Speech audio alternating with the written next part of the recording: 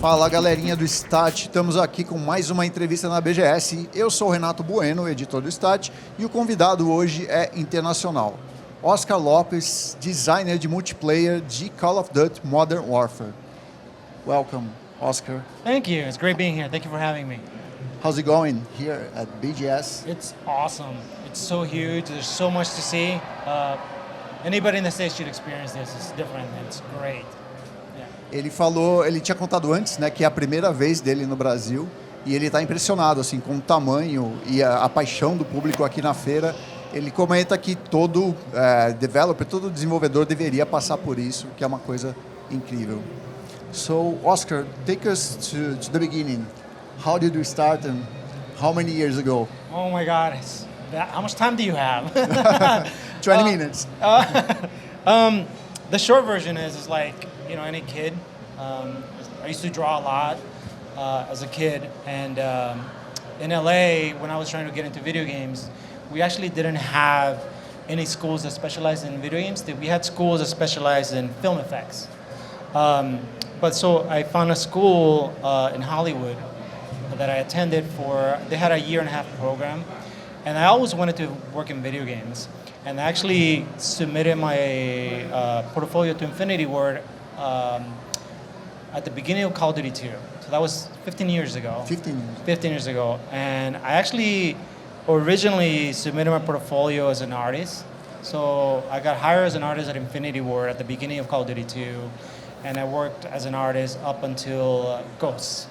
And then at the beginning of Infinite Warfare, I switched over to design. I had been with the franchise for so long that I got a good understanding of gameplay and spaces and just overall feel for what Call of Duty is. So it was a bit of a challenging transition because there's a very different mindset going from artist to design, but it worked out.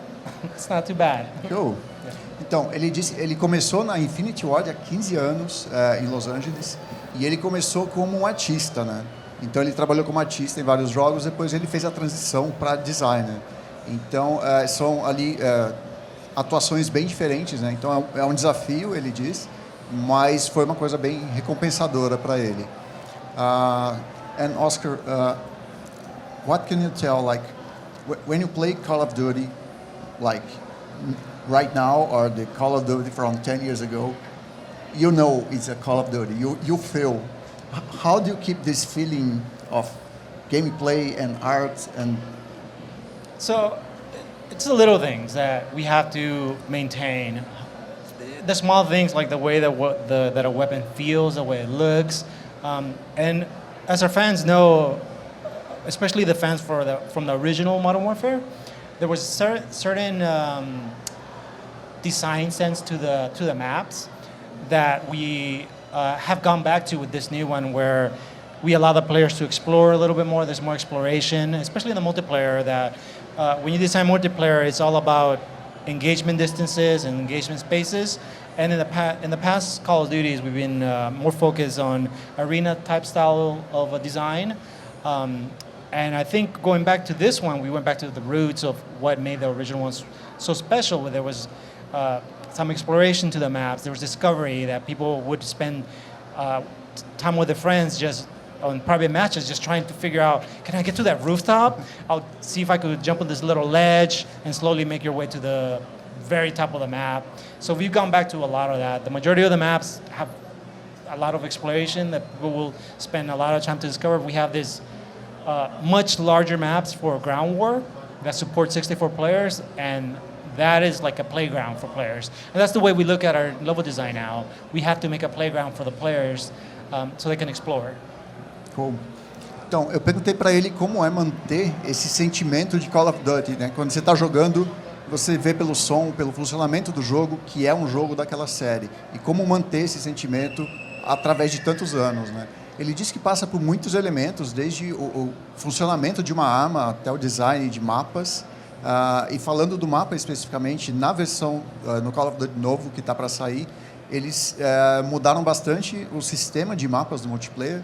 Então eles querem incentivar mais a exploração dos mapas para os jogadores. E o que acontece que eles viram é que os jogadores às vezes fazem partidas fechadas, né, personalizadas, só para ficar tentando criar coisas novas no mapa e ver se é possível acertar uma granada, um tiro ou fazer um pulo diferente.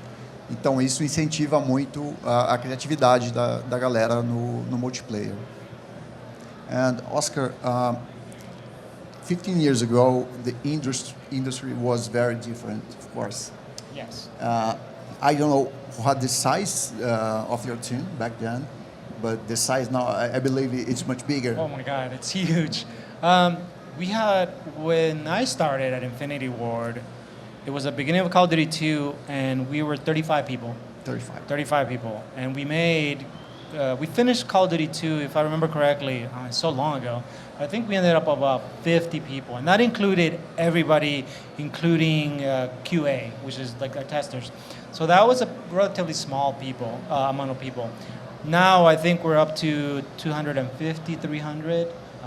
But also the game that we're making, it's a lot more complex. You know, we have different game modes. We have to support the game after it comes out. So you can't make a game at this level with 80 people anymore. And we as a company had to accept that. The game is just massive. It almost feels like we're making 3 huge games with single player, multiplayer, and co-op. There's just so much intricacies to it, and it just requires a lot of people. Eu perguntei para ele sobre o tamanho das equipes, né, e a complexidade do desenvolvimento. Então ele comenta que em Call of Duty 2, eles começaram com 35 pessoas e foram finalizando o jogo ali com cerca de 50 pessoas. Hoje já são 350, é uma equipe muito maior que passa mais tempo desenvolvendo. E, na verdade, você tem até 3 jogos, né? Que é o single player, multiplayer e o co-op. Então, são experiências ali bem densas e complexas que exigem uma equipe também muito maior e dedicada por mais tempo. And how about the crunch and the work-life balance? Have you managed to keep a healthy work-life balance throughout these years? Yeah, I think most of the guys, as you become more experienced, you learn that you have to do that. It's healthy to manage that. There's no question that when you're making a game at this level, there is going to be some long hours. The thing that some people don't talk about when you talk about crunch is that me personally, when I'm working on one of my maps, just time seems to float away. I mean, you come in at 9 and you look at the clock, it's 6 o'clock already, but I want to make this better, so I'm going to have to put a bit more time. I think that comes with experience, and you learn to manage that. It's easier to just get sucked into it and just work all the time, but the more experience you get, you learn that you need a break, and you should take the break and come back the next day with a fresh mind. I think that the biggest challenge is that you can solve is just by stepping away from the problem and come back with a fresh mind. But I think we've done a pretty good job of finding a good balance between work and home. Perguntei para ele sobre o equilíbrio, né, entre a vida pessoal e o trabalho, porque a gente sabe que nos games é difícil, é um desafio que a indústria vem enfrentando. E ele disse que com o tempo e com a experiência você fica melhor no gerenciamento, né, do seu trabalho e de como resolver esses problemas. Então ele falou que por um lado é muito fácil você ser sugado ali e querer resolver porque você gosta muito daquilo, mas ao mesmo tempo uma das melhores maneiras de resolver um problema é às vezes se afastar do problema, volta depois, que você volta com uma cabeça mais leve e você consegue resolver aquilo de uma maneira melhor. And about this multiplayer, you guys received a lot of feedback from the beta. Is there like anything special or something that surprised you in this feedback? All the feedback that came in was really good. We're so glad that we did it. I mean, we're implementing this cross-platform thing where you're playing PC, Xbox, PS4, they're all playing together. This is huge for us. And it's entirely new. We don't know what's going to happen when you hit the switch and turn it on. Everything blows up. So it was good that we had this beta for as long as we did. We got really good feedback. And it really impacted us and made us go back and see what, okay, some people aren't really seem to be having a good experience with this. Let's really look at this. There's enough people voicing a concern of certain things. We'll address them. Everything that was being said by the fan base, we were looking at it, not just at the management level. I'll give you a good example.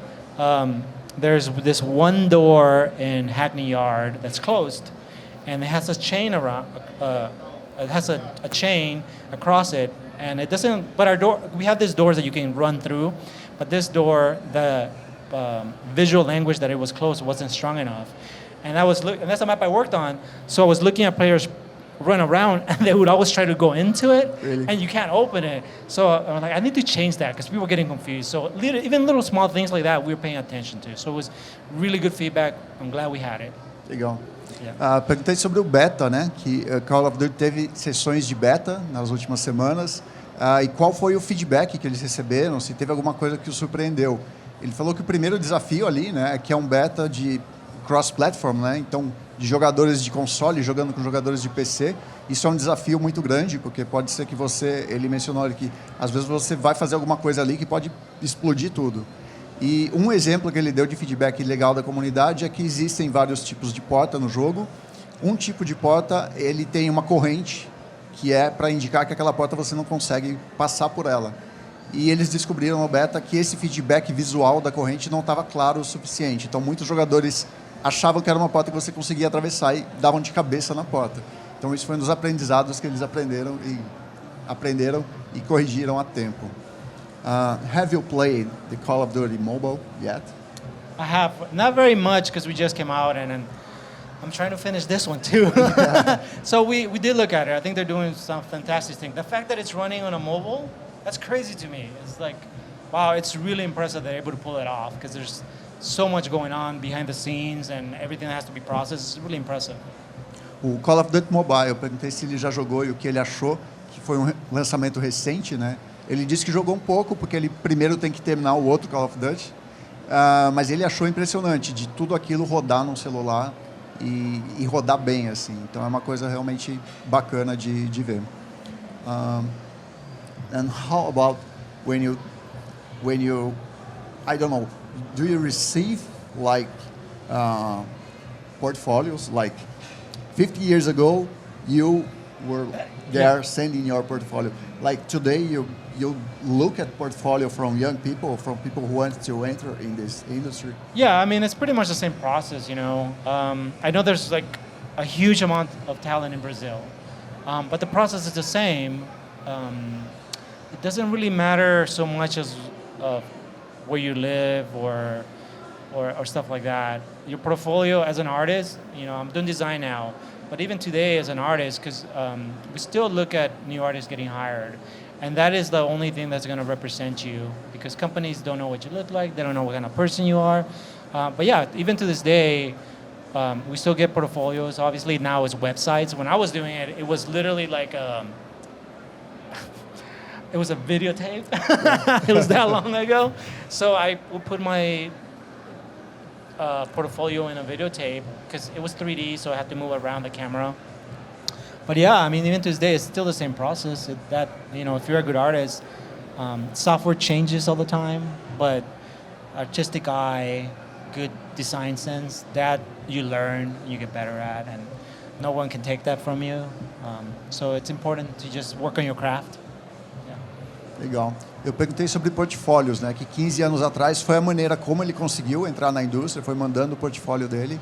E se hoje ele recebe, como ele vê isso? Ele disse que o processo ainda é o mesmo, mudou, lógico, o material, né? Então, antes, o portfólio dele tinha material 3D, era numa fita cassete.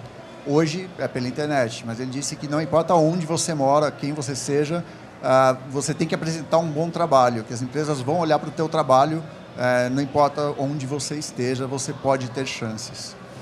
And talking about art in video games, we hear a lot from art directors around the gaming world that they value different backgrounds, different cultural backgrounds. So in your team, do you have people from other countries? Oh yeah, our team is huge. You know, we have such a diverse studio.